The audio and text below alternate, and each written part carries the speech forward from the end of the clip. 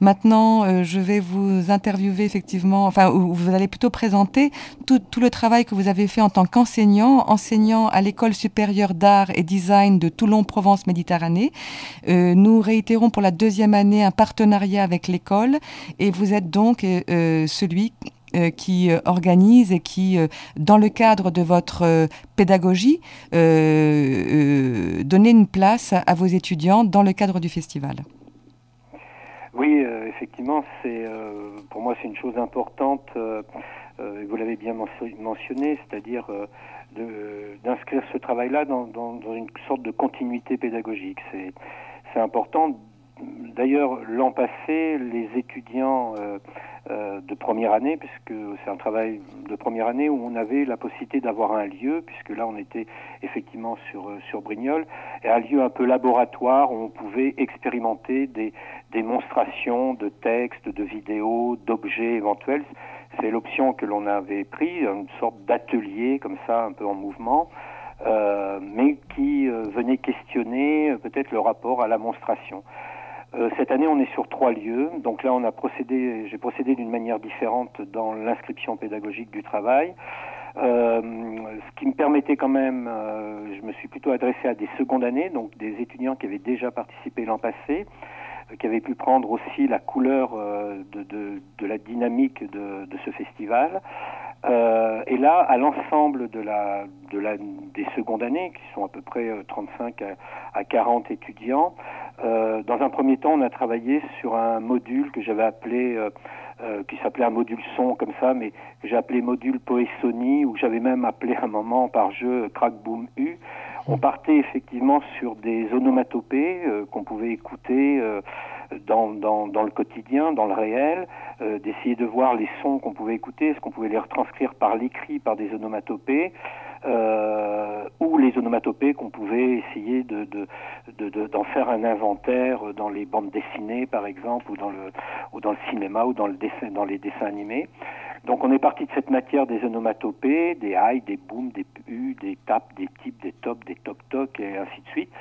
Et ça a été un peu le support à écrire des textes, à donc faire d'abord un premier travail de partition, ensuite un deuxième travail d'écriture, comment on pouvait trouver dans les mots eux-mêmes les que, les ka, les pas, les pe, les te, et comment on pouvait peut-être substituer aux onomatopées des mots, ce qui commençait à construire effectivement du texte. Et puis en dernier lieu, à l'issue de ce module, je leur ai demandé de présenter le travail, et de le présenter physiquement, corporellement, puisqu'effectivement, moi je me charge aussi à l'école un peu de cette question de la performance, de cet endroit un peu périphérique à la question artistique, qui vient réunir à la fois la poésie, qui vient réunir à la fois les plasticiens, voilà, cet endroit un peu particulier qu'est la performance. Je ne pense pas qu'elle s'enseigne, mais elle s'expérimente, et je leur ai demandé d'expérimenter pendant le cadre de ce travail pédagogique. Donc là, il y avait 35 étudiants. Ensuite, une fois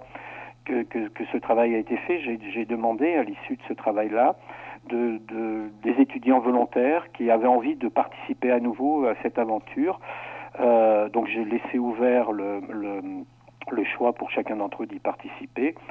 Une douzaine d'étudiants, 11 je crois aujourd'hui, ont été très motivés et se sont impliqués dans cette aventure. Et donc depuis à peu près, on va dire, le mois de janvier, on a des rendez-vous qui sont entre midi et 2 à l'école. Je suis accompagné aussi par Cédric Lerible, qui est un des poètes qui va participer au festival et qui est bibliothécaire à l'école supérieure d'art de design et d'art de Toulon, de TPM, et qui m'accompagne un peu dans cette rencontre avec les étudiants, où les étudiants préparent les 11 à l'issue de ce module pédagogique pour pouvoir être immergés aussi dans un autre rapport au public, dans un autre contexte, dans un autre lieu, rencontrer des auteurs aussi, travailler peut-être avec eux.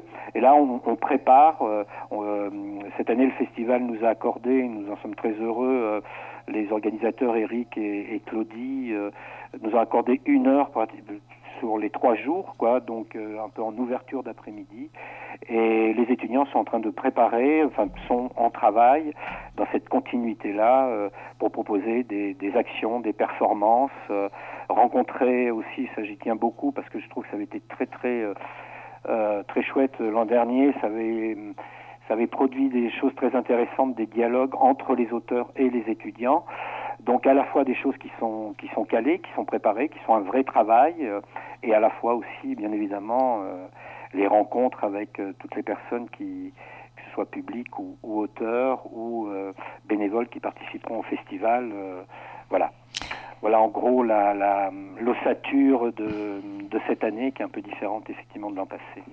Écoutez, je vous remercie. Nous retrouverons donc les étudiants au parvis du musée des Gaules Rouges à Tourves le vendredi 29 mai à 15 h. Nous les retrouverons également à 15 h au lavoir et la place des Ormeaux de la Selle. Et enfin, ça pour le samedi 30 mai et le dimanche 31 mai à 14h30 pour une autre rencontre avec les étudiants de l'école d'art et design Toulon-Provence-Méditerranée sur le parvis du Centre d'art contemporain de Châteauvert. Ils seront également là pendant toute la durée du festival et interviendront par surprise ou enfin sans qu'on les attende forcément à l'occasion effectivement de rencontres comme vous le dites, c'est justement. Je vous remercie 1000 fois et à très bientôt au festival.